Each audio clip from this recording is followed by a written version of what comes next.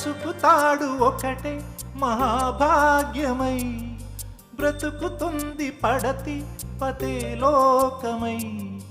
మగని మంచి కోసం పడే ఆర్తిలో సతిని మించగలరా మరే ఆప్తులు ఏ పూజ చేసినా ఏ నోము నోచినా ఏ స్వార్థము లేని త్యాగం భార్యగా రూపమే పొందగా అపురూపమైనదమ్మ ఆడజన్మ ఆ జన్మకు పరిపూర్ణత ఇల్లాలమ్మా